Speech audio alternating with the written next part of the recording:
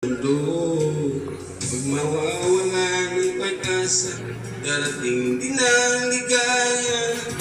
Ang isipin mo'y may bukas pa, mayroong saya.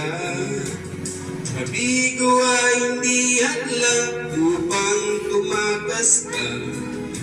Huwag Huwag mag-iwas pag nabibigo, dapat lang lumaban ka.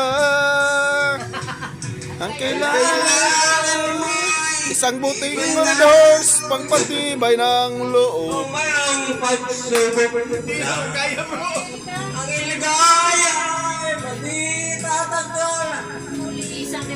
Basta Hindi laging sakit. Ha? Yun yung asawa ko. Ha?